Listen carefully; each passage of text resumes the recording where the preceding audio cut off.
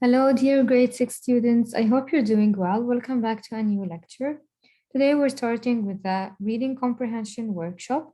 We're going to read the story of the Great Fire of London. Okay, in this story, we're learning about a historical event.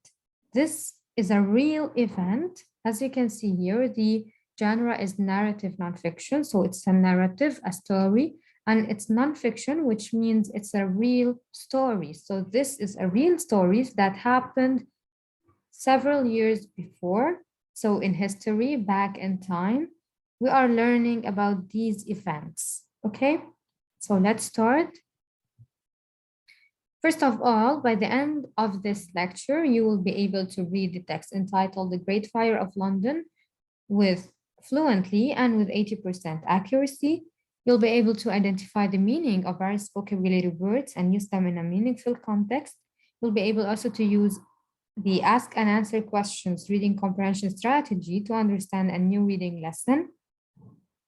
You will be able to identify cause-effect relationships and tell which is the cause and which is the effect. You will be able to identify key features of the narrative nonfiction genre, differentiate between primary and secondary sources, identify adages and proverbs, which we learned before in the lesson Journey to Freedom. You will be able also to distinguish between them and deduce their meaning. And lastly, recognize words with added suffixes and identify their part of speech. Okay? And here's the table of contents. We are going to introduce this lesson. There's a video that you can watch, and I'm not going to play this video in this lecture because of plagiarism. However, I recommend you to go to the PDF file and watch the video as an introduction to this reading. Then we're going to read the lesson together. We will get introduced to all the comprehension questions, and I have uploaded the comprehension worksheet, the 25th, which has questions on this reading lesson covering all these skills in section 3. Okay, so here are the links for the videos. I recommend you watch them. And let's start with the introduction. Gateways to history. So we go back to history to learn about events that happened back in time. How do we learn about historical events? By telling, for example, stories in history.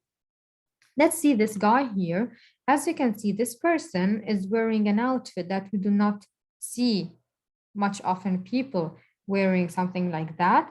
So he's wearing a costume that people used to wear in the 18th century. Okay, now we are in the 20th century. So people used to wear this in Philadelphia. Not all people, but the militias used to wear this in Philadelphia in the 18th century. So it's reflecting something in history, something that used to take place back in time. Okay, so let's read this. Imagine this person saying the following.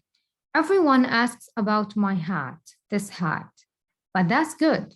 I can use my tricorn to begin telling them about life in the 18th century Philadelphia. The tricorn's shape is very practical, I say. The upturned brims act like gutters to channel rainwater. These brims, the edges that are upturned, which are turned upwards, okay? He's saying, act like gutters to channel rainwater, okay? So my head stays dry.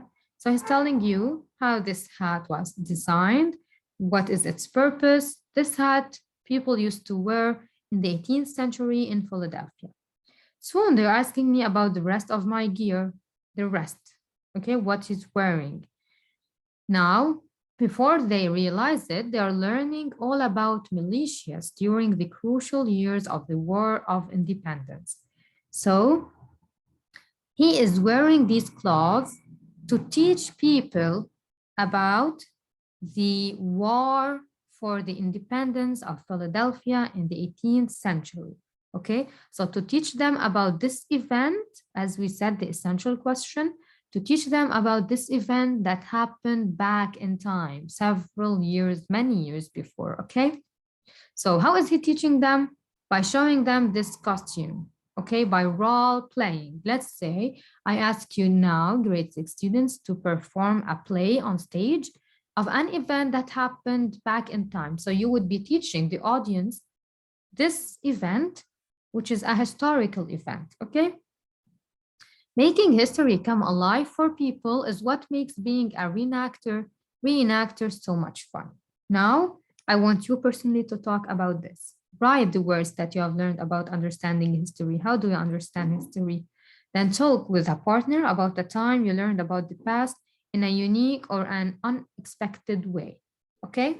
As I said, imagine you're learning about something happened in the past by asking this person about his outfit or by watching a play, okay? Or watching a movie.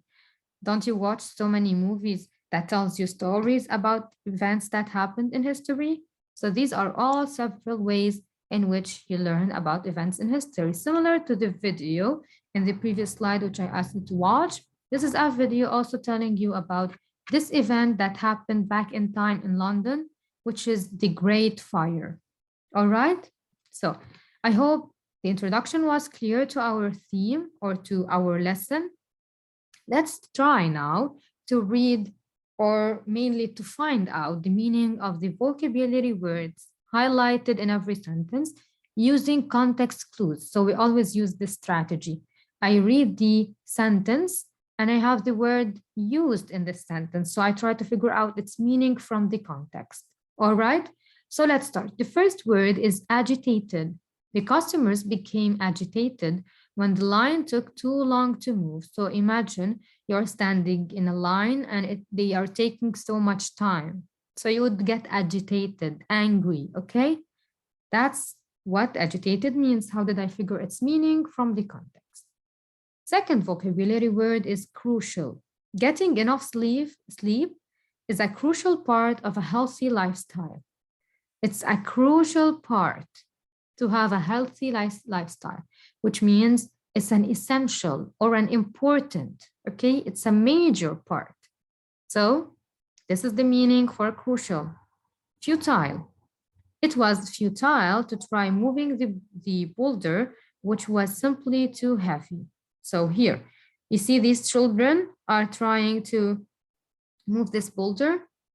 Do you think they could? No, they couldn't. So no matter how much effort they do, they're not going to move it. It's impossible. So their efforts are futile, useless. Again, futile means useless. So no matter how much effort they're going to put, let me annotate and show you where I'm referring to, okay?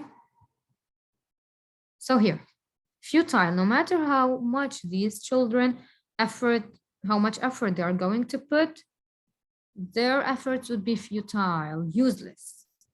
There will be no consequence, okay? No result, no beneficial result mainly, okay? Now, populace.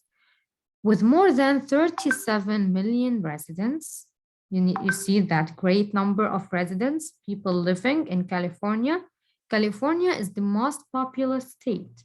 Populous state because it has 37 million residents. So populous means it has a great population. Population means the number of people, a great and extensive number of people. So it's populous, it's full of people. Okay, it's an adjective. Populous, full of people, or has a great number of people. Then presumed. Since they had arrived early to the ticket line, just presumed they would get a seat. So you arrive somewhere early, so you presume you're going to get a seat. You assume, okay? Presume, assume. I think I'm going to get a seat because I came early. I presume, I expect. So presume means assume, expect, think, okay? All these are synonyms that can fit. Smoldering, okay? As you can see in the picture, these coals are smoldering. Smoldering coals in the barbecue were still giving off a lot of heat. They are smoldering, they are still on fire, okay? There would be usually a small smoke, but no flame, as you can see. We call them smoldering, okay? Like calmly burning with some smoke but no flame. Undiminished, despite the threat of rain, their hopes of having fun at the picnic were undiminished. Now, un is a prefix. Remember, prefixes and suffixes? It's a prefix. These are letters that I add to the beginning of the word, which is diminished, to change its meaning and part of speech sometimes. Undiminished means not diminished. So, undiminished means not diminished. The prefix un means not. Not diminished. When first you have to know the meaning of the word diminished to know the meaning of the word undiminished. Now, diminished means gone, for example, released, you know. So not diminished, not released, not gone, not affected. Okay. Now, urgency. Lifeguards learn to respond with urgency to swimmers who are in trouble. With urgency. When something is urgent, it's really important. You would be in a hurry. All right.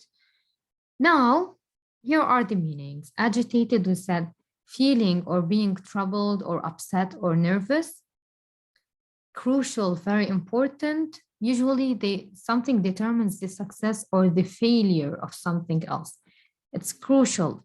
It's a determinant for success or failure. It's important. Okay, so something depends on it. It's determinant, okay? Futile, useless, pointless, incapable of producing any useful result, like the kids trying to move that rock. Populous, having large population. Presume is to assume, suppose, expect, think. Smoldering, burning slowly with smoke but no flame, as you saw the coal. Undiminished, not diminished, not reduced. Urgency, it's of a top priority or very important. Okay? So keep these vocabulary words in mind while reading this text, because if you come across any vocabulary word, you would know its meaning in the context already. Okay? Now we are going to start reading the text together. We're going with the first of all, before we start, let's look at the picture. This is an old and a famous drawing. People, okay, today and back in history, when something happens, they write diaries about what happened. They take pictures. If they had no camera, they draw portraits, okay? So this is a portrait, a drawing about the fire of London, okay? This is a source that we use to refer to that event and know how it was. This is how it was. This is how the situation was. This is how great the fire was. That's why it's a major event that we're still learning about it, even though it happened a very long time ago, okay? Because it was a great fire. The whole London was on fire, okay? Now we will know more details about the story, okay? So it's clear from the picture how the fire was. And as I said, in major events, people write or keep record of what happened. I want to give you a real life example of the Beirut's explosion. This is also a great event in which we will keep talking about it, and I'm sure several years later, students would be learning about it because it's a great explosion, okay, that happened in the city of Beirut in Lebanon.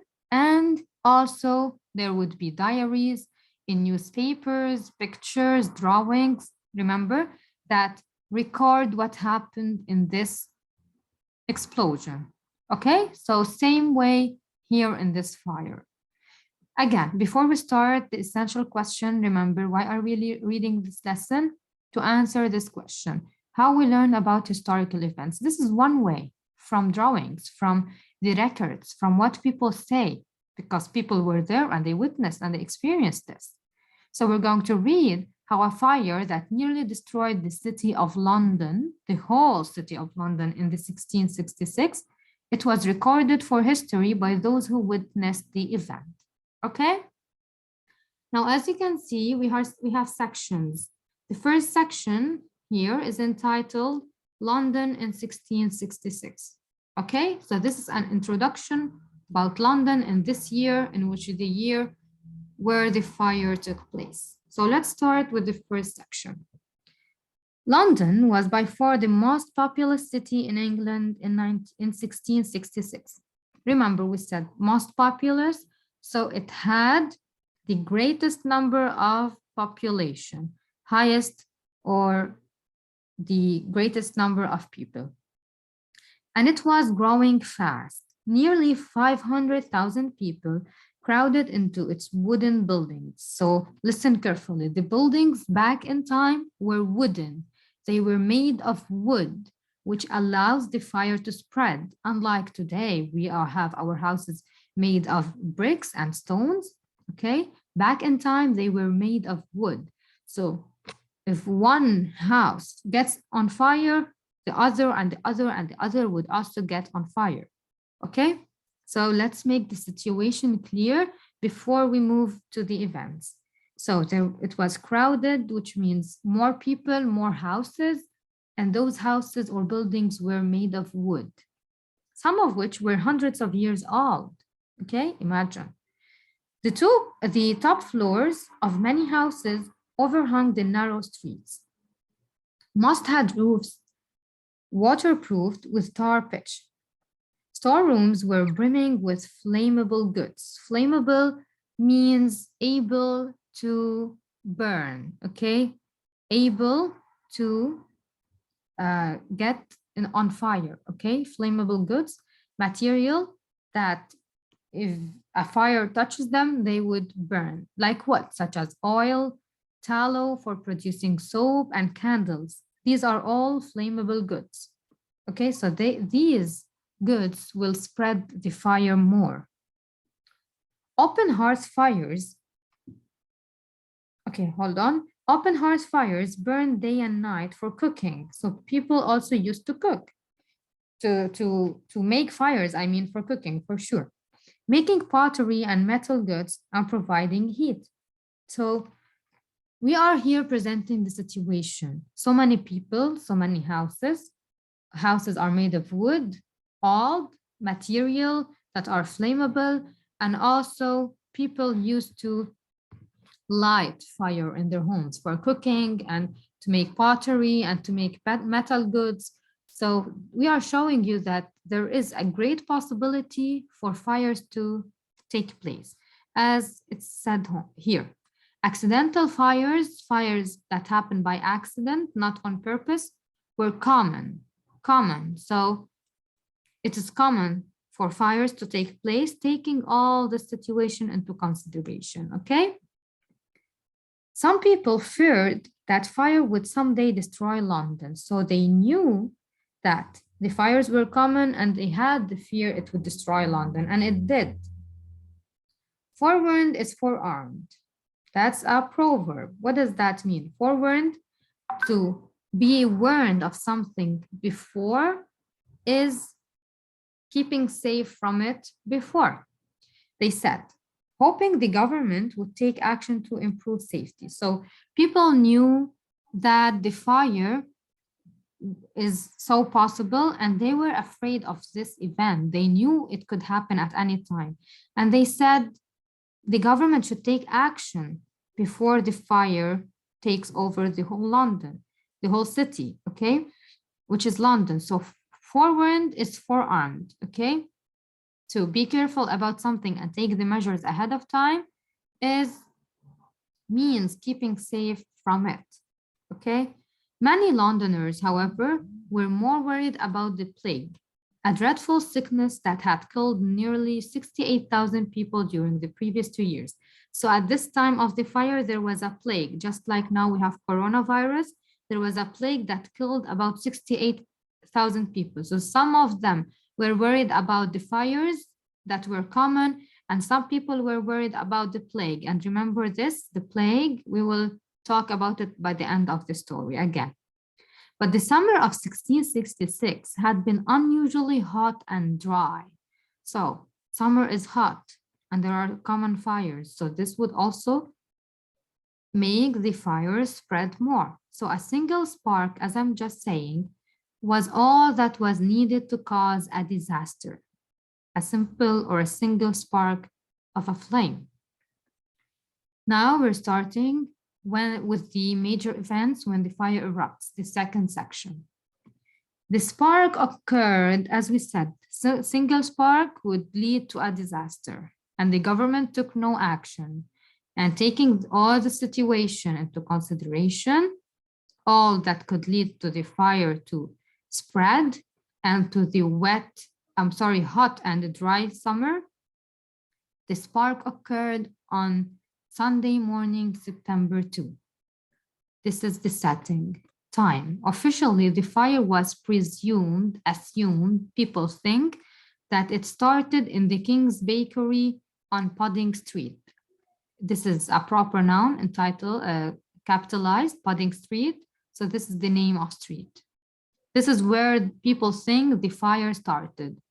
The baker later claimed that he had checked every room before going to bed at midnight and had diligently raked up in embers a fire he found in one fireplace. Okay, so the baker is saying that he checked everything and there was no flame still there. Samuel Pepys, who's a Royal Navy administrator living in London, recorded his observation of the fire in a diary. So as I said, when such events happen, people record these events, okay? So if I want to learn about it, I go back to these records. I go back to the pictures, to the diaries, to the drawings, and these I call them primary sources, the original sources that tell me what happened in that event, okay? Let's continue. He wrote that the baker's family had woken up choking on smoke, rising from downstairs. He noted they were in absolute ignorance how this fire should come. Ignorance, which means they didn't know. They were absolutely ignorant of how did this fire start. No one knew how this fire started, but most probably by accident. A strong wind then fanned the flames, sending the sparks from the bakery to ignite other buildings. Okay, so one building, and also the wind led the other buildings beside it to also get on fire. Fire quickly spread to surrounding streets. So it started from one building to the other, then from one street to the other to cover almost the whole city. In the 16th, London had no fire department. People began throwing water on the fire from leather buckets and beat it with brooms. But these efforts were a case of too late, too little, too late. Okay, so London had no fire department to put down this fire, and also people did some efforts, but they were too little and too late because they couldn't stop the fire no matter what they were doing. The flames soon reached the banks of the river Thames. Let's move to the other slide. Okay, we are continuing reading here. Burning houses and half of London Bridge. Pepys went to the river and there saw a lamentable fire. He described people flinging goods into the water, like throwing the goods into the water, and leaping into boats to try to escape the flames. Others pulled heavily laden carts with great urgency, hurry, and importance to save the few belongings they could. So people started to save their stuff, their belongings, and themselves. Now London is burning. Section 3. Pepys alerted King Charles II, who sent him to the Lord Mayor with the command to pull down houses to create a fire break, to pull down, to explode a house, so that if we explode one house, the fire wouldn't be spreading from one house to the other, okay? The greatly agitated, angry mayor told Pepys he had already directed men to do just what the king ordered, but their efforts had been futile. So he told him, I already did this, but the efforts are futile. Still, the fire is going on. Our efforts are useless. We are not being able to stop it. He said, the fire overtakes us faster than we can do it. Okay? The fire is faster, is going and growing faster than they can put it down. Wind spread the fire across across fire breaks as wide as 20 houses. Sparks even ignited the rubble from torn down houses, so flames were soon sent in new directions. Panic enveloped the city, so all the city panicked for sure. It's all burning. John Evelyn, who's a well-known writer who also kept a diary about the fire, so this is another primary source, original source, who kept information written about the event happened, described fighting the flames on Fetter Lane. The ground under his feet was so hot, he noted, that it even burned the soles of my shoes. This is what he said, between quotations. So this is the dialogue, what the character is saying in his diary. He said, the ground under my feet was so hot, and he said, it even burned the soles of my shoes. When the fire reached St. Paul's Cathedral, Evelyn documented how the heat melted the lead roof. Could you imagine? Causing molten metal to run down the streets in a stream, and stones from the walls to explode outward. The stones from the walls are exploding outwards, and the molten metal is running down the streets in a stream. Could you imagine that? How great that fire was? So it wasn't just any small random fire that no one could remember. That's why it was written in history. The incessant fire raged undiminished for 4 days. Undiminished, unreleased, unstopped. Let's continue on the other page. Just let me move these from my screen. So, the London Gazette reported that all attempts for quenching it, however, industriously pursued, seemed insufficient. Again, futile. Finally, crucial, important relief came when the fire reached a brick wall near a law school and the winds changed direction. But by that time, 4/5 of the city had become a smoldering ruin. Okay?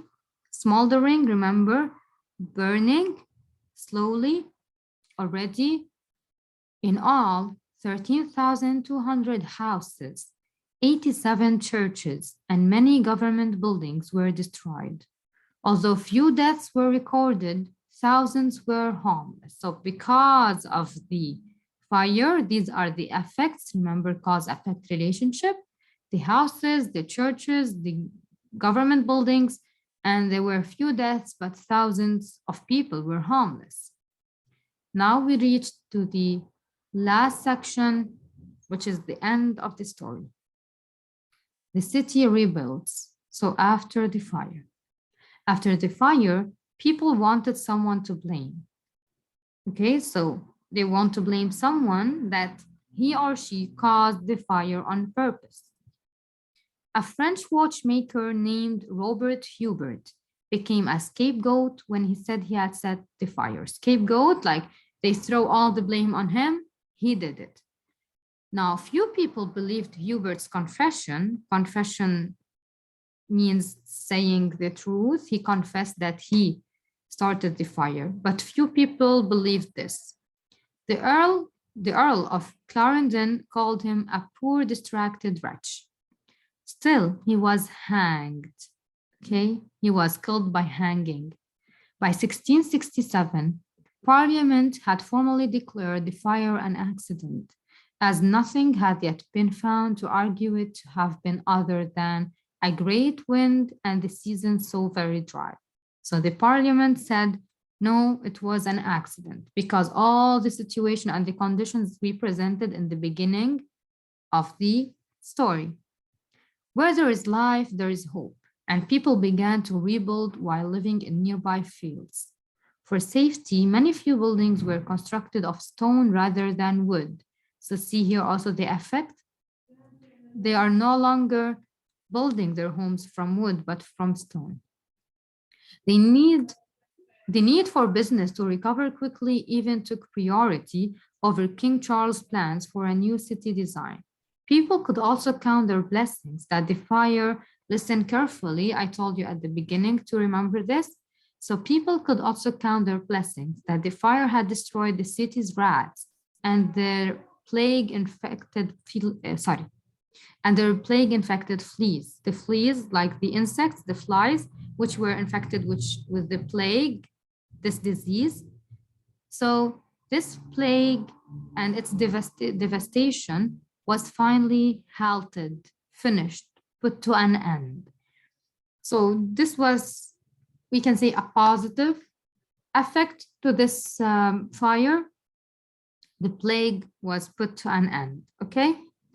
Now we want you to make connections, connect the story to experiences, talk about the ways in which personal and official records, when you record an event, take pictures, write in diaries, how this help us understand what happened. How could we understand without asking people who witnessed this event, right? That's how these primary sources are useful. Again, primary sources, the original sources of information about this event. How do I get these primary sources? From people who wrote diaries. This diary would be a primary source, drew pictures or took pictures, okay? All these would be the primary sources. The newspaper, also newspapers writing about the event, the newspaper would be a primary source. So how are these primary sources helpful for us to understand this event? And describe an event that you and others witnessed and tell what each of you, your accounts, what each of you says. I gave you already an example, the explosion of Beirut. For sure, all the people kept talking about that, and you would hear different stories about it, okay? Some stories would have common things, some stories would have different things, assumptions, but everyone would know, for example, that this is where it started, this is what happened next. Some people took pictures, some people took videos. So we refer to these primary resources to know what really happened. Okay, now it was a really long story, but we read it in details, and I hope it is clear what happened back in time in London, the Great Fire of London. I'm going now to start presenting the comprehension strategy, the first comprehension strategy, which is answer and ask questions. Now, as you read the narrative nonfiction, a real story happened in time before, back in time. Stop to ask yourself questions about any information you may not understand. Then, as you read further, use text evidence to answer your questions. So this is the strategy. When I'm reading something and I have a question about what happened, I will stop, ask myself a question, and try to find an answer using text evidence, okay? Let's look at a text evidence. How do I ask myself a question? How do I try to answer it? After you read London is Burning, the section entitled London is Burning on pages 398, 399 of the text, The Great Fire of London, you may have had questions about why London's fire spread so quickly, right? Now you ask yourself, why the fire kept burning? So you read that firefighting methods were almost useless, right? Futile, because the wind spread the fire, and also they said their efforts were slow and the fire was outrunning them. That's why the fire was spreading. So if you had this question, you have referred to the text to find evidence and answer your question. So you tell yourself, I read that firefighting methods were almost useless when wind spread the fire. This is a quotation from the text. That's why it was useless. Wind spread the fire across fire breaks as wide as 20 houses. That's why it was useless. So this is the evidence, which is between quotations. And that the fire stopped only when it reached a brick wall, because all the houses were made of wood, and wood is flammable. And also when the wind changed, okay? Only then the fire stopped. Other than that, before the wind changed and when all the houses were made of wood, the wind would take this sparkle of fire and it would keep spreading. Now I used context clues and evidence to answer my question. Is it clear? Now it's your turn. What questions did you ask yourself about the events that occurred after the fire was out? Read the section entitled The City Rebuilds on page 399 to identify details that will help you answer this question or these questions. Questions about what happened after the fire was out. So read this section to tell me what happened after the fire was out. So this is a strategy we use to ask ourselves questions, try to answer them using evidence to understand the story in a narrative nonfiction. Now, a comprehension skill, cause and effect. We learned this skill in the previous lesson. Again, authors of narrative nonfiction, like this text, often describe a historical occurrence like this event, the Great Fire of London. How do they explain it or describe it? By explaining how some events caused others, right? How could I know how this fire started without them telling me this caused the fire? This was the effect of the fire. Remember when I was reading the text, I was pausing every now and then and telling you at the beginning all the situation caused the fire to spread.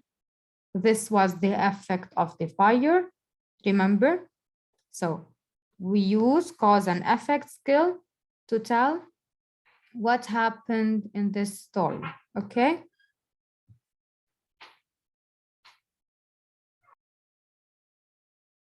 So if the cause of an event is not directly stated in the text, you look for details to help you identify why that event happened. Let's find text evidence. In London in 1666, on page 397 of the Great Fire of London, the details, the wooden buildings, the flammable goods, remember, the open hearth fires, these tell me that London was in danger from the threat of fire, right? So these were all causes that would lead to what? To the fire. The fire would be the effect. Again, the crowded wooden buildings had open fires and goods that burn easily. So, and also the summer was hot. Remember when I was reading, I told you all these will lead to what? To the fire to spread. Okay, so this is the cause, this is the effect. Now I want you to read the rest of the Great Fire of London and identify more events or causes and their effects, okay? Now, what's the genre? I already told you, it's narrative nonfiction. What are the features of this genre? We are telling a real story, real events, real people, real places. We are describing the events in chronological order. So what happened first, next, second, third in the order. And it includes supporting information from primary sources. Remember, diaries, pictures, newspapers, drawings. We use these primary sources to support the information we're telling in this story. So let's find text evidence. We have dates and transition words in this reading. They show us that events are described in time order. For example, they are telling us in the 16th, London had no fire department. In 1666, accidental fires were common. By 1667, the parliament had formally declared the fire an accident. So each event or each information in every year. So there is a chronological order that will make the story logical and coherent. Also quotations from diaries of eyewitnesses, people who have seen what happened, newspapers, the government records, the pictures, drawings, all these provide key details about what happened during and after the fire. For example, when that person said, it's overtaking us faster than we can do it. Okay, now, primary sources, as I said, the official records, the eyewitness accounts, the newspaper reports, these are the original sources of information. These are the main sources that wrote the information. And I want you to teach you something new other than primary sources, the secondary source. Secondary source is source that's citing information from the primary or original source. So if I use a picture and I talk about the picture would be the primary source about this fire. And what I'm writing about the picture is the secondary source, okay? Because I am using the primary source. All right.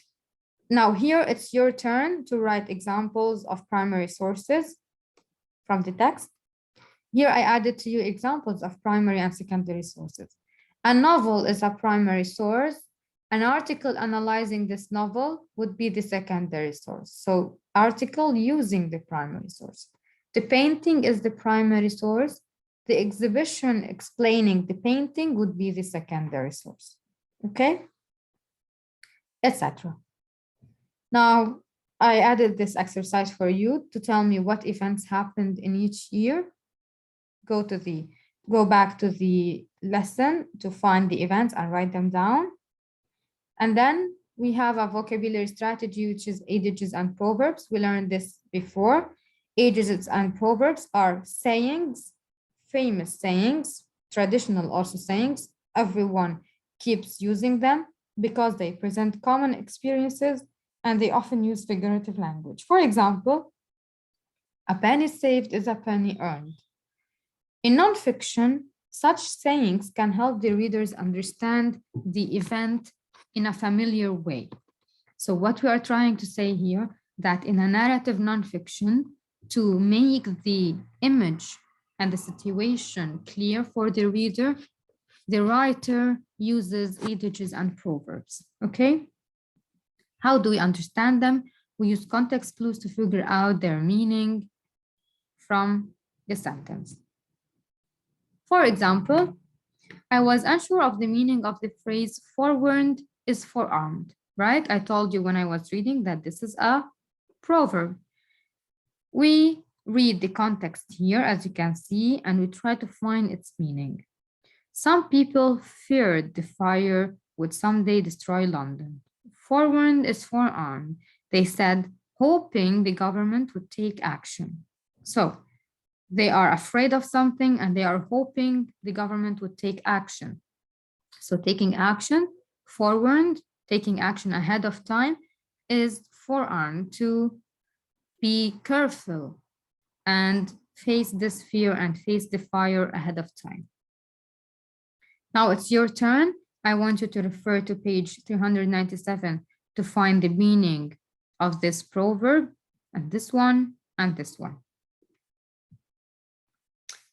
Now, here there is an additional skill in this paragraph for you to realize the voice or the tone in which the writer is writing. Usually writers of the nonfiction narratives about the historical events are careful to use a dialect and objective style or voice. This straightforward tone enables the readers to understand the facts without the instruction of the writer's feelings. So you're going to reread the excerpt from The Great Fire of London below to find out. Accidental fires were common.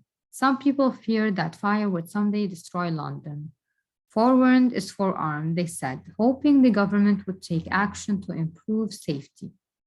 Many Londoners, however, were more worried about the plague, a dreadful sickness that had killed nearly 68,000 people, etc.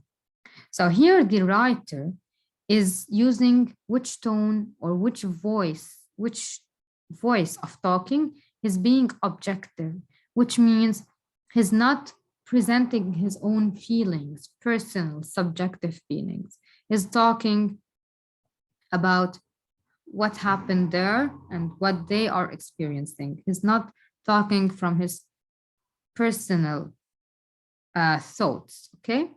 So that's the way he's presenting it. And that's the voice or the tone in which he is talking. All right.